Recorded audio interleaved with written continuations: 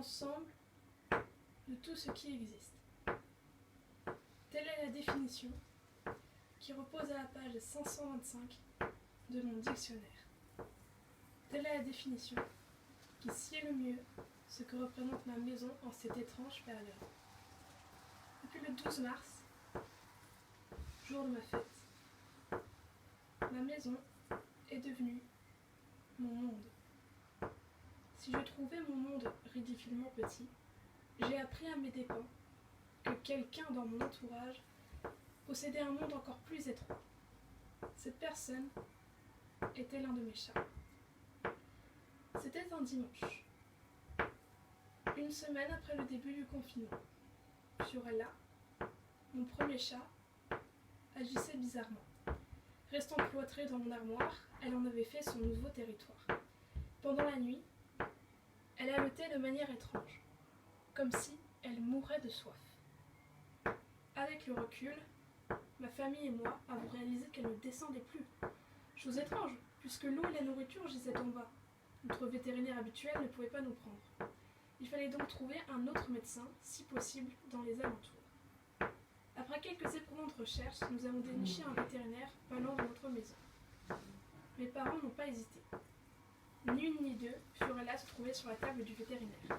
Elle avait été blessée par notre autre chat de son nom, Gengis Khan. Par on ne sait quel stratagème, il avait blessé sa gueule. L'intérieur de sa bouche saignait et était irrité. Ainsi, Fiorella eut quelques médicaments à prendre.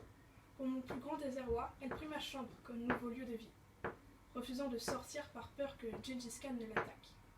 J'ai dû faire quelques concessions et cohabiter avec mon chat.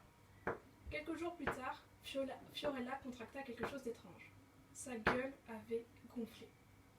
Le vétérinaire nous accueillit pour la deuxième fois. Un abcès. Elle avait un abcès et 40 de fièvre. Notre chat fut bien courageuse.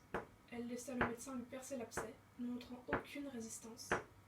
De retour à la maison, 2 cicatrices ornaient son menton, signe du perçage de l'abcès, et nombre d'autres médicaments l'attendaient. Après ça, Fiorella retrouva du poil de la bête, sortant de temps en temps de mon armoire.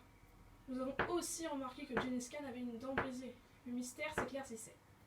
Il avait mordu Fiorella assez violemment pour briser sa dent et lui infliger une terrible blessure. Par ailleurs, Gengis Khan eut bien du mal à ne pas entrer dans ma chambre, miaulant sans cesse et grattant à la porte. Aujourd'hui, ma maison est devenue mon monde. Elle l'était hier, elle le sera demain.